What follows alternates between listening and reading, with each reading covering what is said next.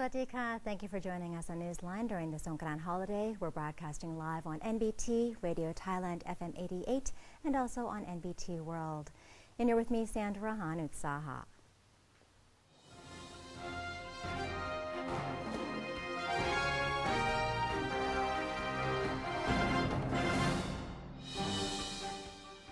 Welcome to today's segment of Thailand Moves Forward. In our first story, the Prime Minister has denied rumors that he is considering forming a new political party to join the upcoming election.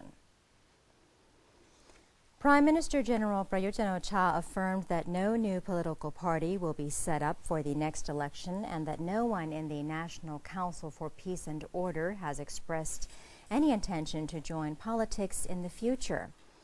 General Prayut also insisted that he has no plan to join politics and that he only intends to address the problems of Thailand and organize a new election. Concerning reports that a list of non-MP candidates for Prime Minister has been prepared in case the two major political parties fail to elect a premier, General Prayut stated that the next Prime Minister will only be nominated and elected by members of Parliament. He added that an outside Prime Minister will take office only when the government does not have full authority to administer the country. A Deputy Prime Minister has disagreed with a plan by the Election Commission to prepare a summary of pros and cons of the new draft constitution. Deputy Prime Minister Wisnu Khreungam denied that the EC's plan to prepare such a summary will be implemented and the Constitution Drafting Commission, or CDC, will not take any action according to the suggestion. Dr. Wisnu stated that the critical review of the draft charter should be left to the people to do so on their own, without influence from related groups. He added that the CDC will still be providing explanations of the draft constitution, as suggested by the law on the public referendum. Regarding questions to be asked in the public referendum, Dr. Wisnu said that the National Legislative Assembly will be responsible for offering any clarifications. On the occasion of National Elderly Day, the Prime Minister has given his best regards to senior citizens while urging all to look after the well-being of elderly family members. Government spokesperson Major General Sansan Kyaokamnut stated that since April 13th of every year marks National Elderly Day, Prime Minister General Prayut Chan-o-cha wished all senior citizens across Thailand strong physical and mental health, as well as happiness with their families during this Songkran festival. The Prime Minister also insisted that everyone should realize the significance of elderly family members, take good care of them, and check whether their senior pension has been paid correctly. If any payment is found to have been skipped or only partially paid, their relatives can contact the responsible authorities to claim the funds. According to Major General Sansan, the senior pension is paid at a progressive rate from 600 to 1,000 baht. This year, almost 8 million senior citizens are registered for the fund, which has a budget of 63 billion baht. The chairman of the Constitution Drafting Commission, or CDC, has offered his well wishes to the people of Thailand as part of the celebration of Songkran Day. CDC Chairman Michai Rachupan on Wednesday said that he wishes the Thai people good health, prosperity, and love, while hoping they will learn to unite and forgive at the start of the Thai New Year.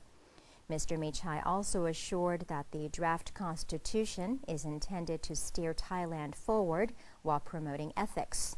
He believes that once the draft charter is put into use, Thailand will get to move forward in a stable and sustainable manner. In addition, the CDC chairman has asked political parties to put the interests of the country and its citizens ahead of their own, and to cooperate to help develop Thailand into one of the world's many leading countries. Minister attached to the Office of the Prime Minister, Mamlong Panatadisakun, together with the Secretary General of the Office of the Consumer Protection Board, or OCPB, Ampon Wongsiri, visited Thai and foreign tourists along Khao San Road ahead of Songkran Water Festival celebrations. And our correspondent, Kun Niranut Traijakwanit, has the story. In a campaign promoting public safety and water conservation, Mamlong Panataditskun said that traditionally, the Songkran holidays involve visits to local temples to pour water on Buddhist statues, symbolically washing away one's sins and bad luck. This year, people are encouraged to celebrate Songkran the traditional way and wear an appropriate clothing. I'd like to inform all our Thai participants if they could wear, like our Secretary General is wearing, the Thai traditional shirt instead of wearing something too modern, and water as well. We must save this year to do not spoil it in something in a misappropriate manner. Mamlong Panatdao walked along Khao San Road and thanked foreign visitors for choosing to come to Thailand during Songkran Festival. The Consumer Protection Department and all the leaders of several departments concerned joined me to receive our foreign visitors coming to Thailand during this grand Songkran festivity. So we only hope that they would truly come to enjoy their stay with us here in Bangkok and other cities like Chiang Mai, Phuket, Khon Kaen. I've asked them whether they have enjoyed so far. They said yes, definitely. So I thank them for choosing Thailand to come. Several of them came on their honeymoon for their very first trip. So thank you very much for being with us here in Thailand. In recent years, water fights have grown more violent. Mamlong Panatda underlined the importance of restoring the cultural aspects of water play and promoting traditional Songkran celebrations, as public safety is the major concern. I'm Niranut Traijakwanit reporting. Thank you to Kun Niranut for that report. And the Ministry of Culture organized a Songkran celebration event at Patumwanaram Ratawarawehan Temple to mark the beginning of the Thai Lunar New Year. Culture Minister Wiraror Puchanarat presided over the event, which was held under the theme Conserve Songkran Traditions and Conserve Water. The event was attended by 52 delegates and ambassadors from 26 countries. The minister said that the event was held to promote traditional Songkran celebrations, which use water to express goodwill, love, compassion, and gratitude.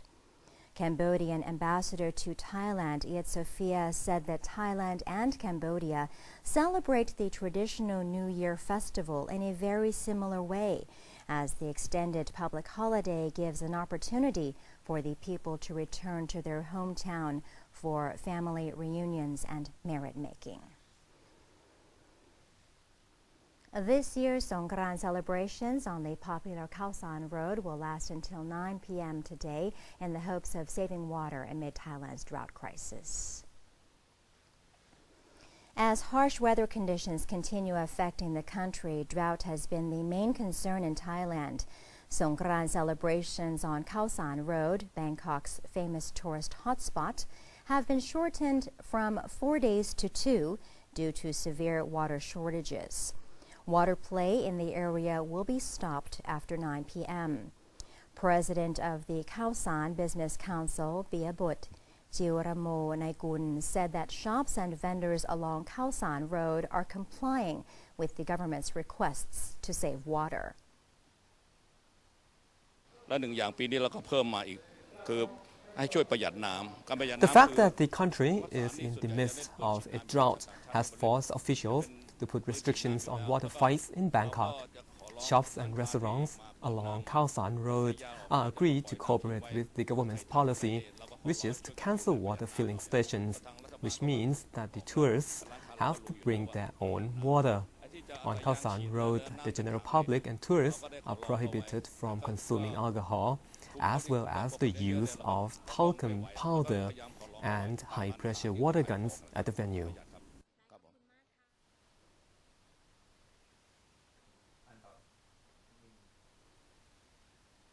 And Director General of the Disease Control Department, Amnoy Gatina, has visited Saratburi province to observe the road safety campaign.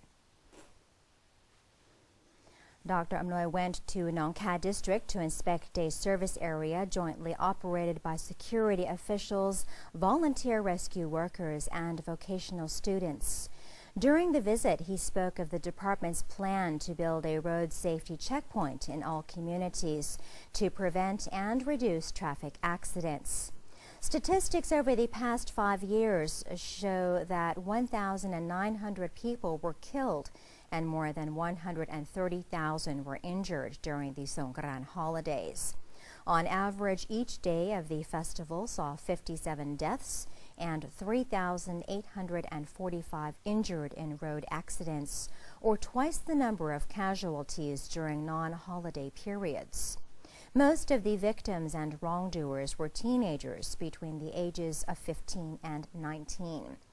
Dr. Amnoy disclosed that the checkpoints would consist of security officials to deal with drunk drivers. Sober Up centers will also be set up to help prevent and lower the risks posed by drunk motorists.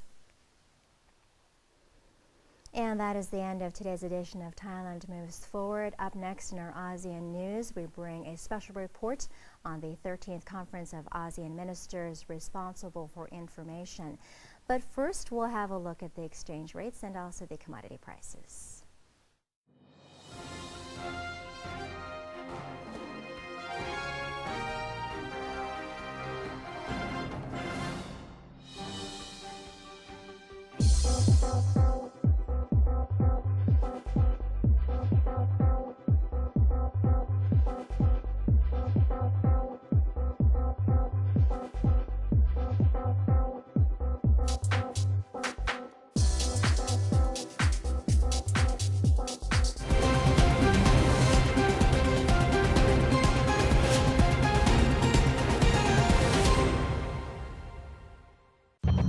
Thai. Created from Thai wisdom, used to be served on banana leaf, and the banana tree is used for practicing Muay Thai. Muay Thai was trained in the temples, which can be found on the mountains, in the caves, or on the water, everywhere, just like Pad Thai. There are thousands of other stories to discover. Discover your amazing stories in amazing Thailand. ASEAN Community.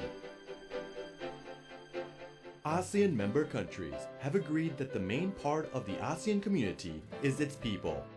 People are therefore to be the central focus. ASEAN Political and Security Community. In terms of politics and security, ASEAN promotes democracy, the principle of law, and good governance that protects fundamental human rights and freedoms accordingly. In terms of the economy, ASEAN gives priority to every section in society. For example, it promotes small and medium-sized enterprises, SMEs, and supports more public-private partnerships. A study of the social effects of the expansion of the Association of Southeast Asian Nations. 3 issues are: 1. Problem of laborers' migration. 2. Problem of ensuring security against new forms of crime. And 3. Problem of providing social welfare wherever needed. One vision, one identity, one community.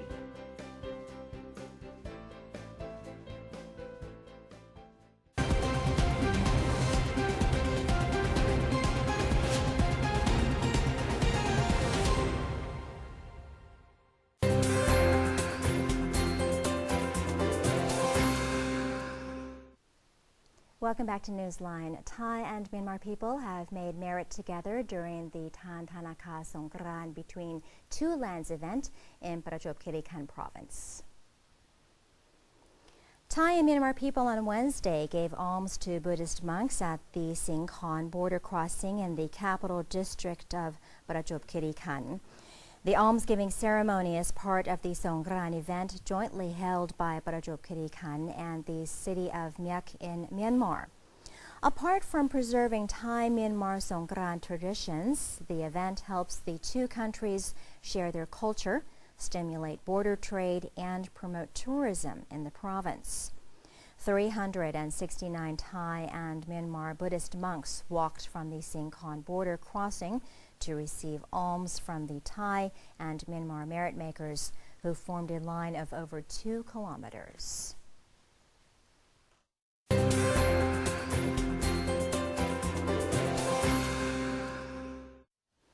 And on to our global stories. A strong earthquake hit the Myanmar-India border on Wednesday, sending residents in northeastern India fleeing their homes and offices for safety. The U.S. Geological Survey, or USGS, said the earthquake with a magnitude of 6.9 struck northwestern Myanmar, and tremors were felt in Myanmar, eastern India, Bangladesh, and parts of Nepal. Electricity was cut off in parts of northeastern India as thermal power stations were shut down as a precautionary measure. People working in high-rise buildings in Delhi were seen rushing out and gathering in open areas. Meanwhile, in Guwahati City, in the northeastern Indian state of Assam, residents gathered outside their homes after the quake hit as street lights shook and children clung on to their parents. There were no immediate reports of major damage or loss of life as a result of the tremor. The political and economic crisis engulfing Brazil will not affect preparations for Rio de Janeiro's Olympic Games in August, as venues are being completed on time. The lower house of Congress votes on whether to impeach President Dilma Rousseff on Sunday, in the latest chapter, that is, of a crisis that has divided the South American nation and plunged its economy into the deepest recession in decades. The chairwoman of the International Olympic Committee's Coordination Commission, Nawal Al-Mutawakkil, told reporters despite political turmoil, venues are on schedule and organization has been good so far. She said there was still last-minute work to do, but was confident the Games, in one of the world's most picturesque cities, will be a success. The relative calm contrasts with the last-minute rush before Brazil hosted the 2014 World Cup.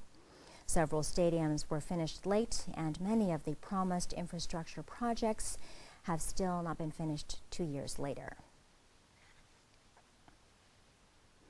Boston's Mayor Marty Walsh outlined security plans for Monday's Boston Marathon, the third running of the race since the 2013 terrorist attacks. Walsh said there was no known threat to the race, but added security measures will include a ban on drones along the race course and radiation sensing technology. The mayor also made a now familiar call for citizens to alert officials should they see anything suspicious. Boston Police Commissioner William B. Evans said his department would keep in place the same level of police presence as last year, but admitted recent events in Europe did affect planning. The 2013 attack at the marathon finish line and the ensuing police chase left 3 people dead and 260 injured. Protesters gathered outside the headquarters of Mossack Fonseca after authorities raided the law firm as part of investigations into alleged tax evasion by the world's rich and powerful. The Panama-based law firm is at the center of the Panama Papers leak scandal that has embarrassed several world leaders and shone a spotlight on the shadowy world of offshore companies. Workers from Panama's Construction Workers Union gathered outside Mossack Fonseca, angry at the bad image the scandal has given the tiny Central American nation. The country's national police have released a statement saying they were searching for documentation that, quote, would establish the possible use of the firm for illicit activities at Mossack Fonseca. The firm has been accused of tax evasion and fraud. Police officers and patrol cars began gathering around the company's building earlier this week under the command of prosecutor Javier Caraballo, who specializes in organized crime and money laundering. Fatu, the grand dame of the gorilla community at the Berlin Zoo, celebrated her 59th birthday on Wednesday. Almost a historical day for the gorilla lady, but also for the zoo, which is located in the center of the German capital. There is only one gorilla in the world older than her. Gorilla Lady Kolo lives in the U.S. state of Ohio and beats her to the title of oldest gorilla by only 4 months. In Berlin, Fatu was presented with a gift hamper by her zookeepers in order to mark her special day.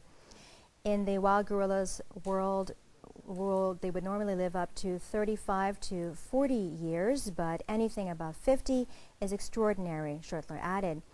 For her age, Fatu is still in good condition and moving around unhurried. She is still able to climb, but is all a bit slower, the same as with humans as well. Fatu arrived at the Berlin Zoo under the tender age of 2 years, having already experienced some adventures in her short life. A sailor brought her as a pup with him from West Africa. It wasn't unusual during those days. Today, it is unthinkable. This sailor arrived in Marseille, where he wasn't able to pay his tab, and then he gave the 2-year-old gorilla to the lady at the Harbor Tavern. This lady contacted the Berlin Zoo, which was the beginning of Fatu's life at the Berlin Zoo in 1959. And that brings us to the end of this Songkran edition of Newsline. For any comments or suggestions, please feel free to email them to us at newsline.nbt@gmail.com. You can also follow us on Facebook by simply typing in NNT, and have a look at our website at thainews.prd.go.th/en. Today we say goodbye with Songkran celebrations in Thailand. For Newsline, I'm Sandra Hanu Saha. Have a great holiday. Sawasdee ka.